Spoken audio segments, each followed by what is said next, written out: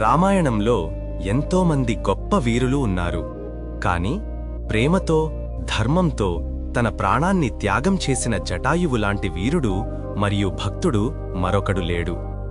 జటాయువు కథ రామాయణంలో ఒక చిన్న ఘట్టం మాత్రమే కాదు, అది ఒక భక్తుడి మహాత్మ్యం, ఒక స్నేహితుడి ప్రేమ. జటాయువు ఒక పక్షి అయినా అతని ఆత్మ మహర్షిలా పవిత్రం. అతడు గరుత్మంతుడి వంశంలో పుట్టినవాడు. తండ్రి అరుణుడు, తాత సూర్యదేవుడు. జటాయువు సోదరుడు సంపాతి.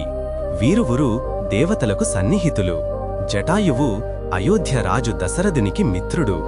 ఒకరోజు అడవిలో సీతమ్మ రాముని నుండి వేరైపోయింది. అప్పుడు రావణుడు పుష్పక విమానంలో వచ్చి సీతమ్మను అపహరించాడు. ఆకాశం మీద పుష్పక విమానాన్ని చూస్తూ భూమిపైయున్న వృద్ధ జటాయువు గుండె చించుకుపోయింది. ధర్మం కూలిపోతుంది అనిపించింది. వయసు పెద్దది, రెక్కలు బలహీనమైనవి, కాని హృదయం మాత్రం ధర్మం కోసం తపించింది. జటాయువు ఆకాశంలో ఎగిరాడు. రావణా, నీవు అధర్మం చేస్తున్నావు, ఆమె పరమ పతివ్రత, విడిచిపెట్టు అని గర్జించాడు. రావణుడు కోపంతో ఖడ్గం తీశాడు. జటాయువు మాత్రం రథం మీదికి దూకి రావణుని చుట్టూ తిరుగుతూ పుష్పక విమానాన్ని అడ్డుకున్నాడు. సీతమ్మ రోదిస్తోంది. ఆమె కన్నీళ్లు ఆకాశంలో పడుతున్నాయి. అది ఒక దైవయుద్ధం, ధర్మం వర్సెస్ అధర్మం. రావణుడు శక్తివంతుడు అయినా కాని జటాయువు ధర్మశక్తితో పోరాడాడు. రావణుడు కోపంతో ఖడ్గాన్ని ఊపి జటాయువు రెక్కలను కోశాడు. రక్తం చిమ్ముతూ జటాయువు భూమిపై పడ్డాడు. జటాయువు నేలపై రక్తస్రావమవుతున్నాడు. కాని తన చూపు ఆకాశం వైపే. రామా, నేను ప్రయత్నించాను అని మౌనంగా అన్నాడు.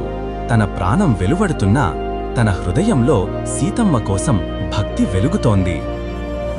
రాముడు, లక్ష్మణుడు అడవిలో సీతమ్మను వెతుకుతున్నారు. ఒకచోట రక్తపు చారలు, పక్షి పుంజాలు కనిపించాయి. రాముడు దిగ్భ్రాంతితో అన్నాడు, లక్ష్మణా, ఇది ఏదో అపశకునం. అతని చూపు దూరంలో ఉన్న రక్తపు బొట్లు వైపు పడింది. రాముడు పరుగెత్తి వెళ్లి చూశాడు. జటాయువును రక్తపుట్ల మధ్య పడియున్నాడు. రాముడు కంటతడి పెట్టి, ఓ మహాపక్షి, నీకు ఏమైంది?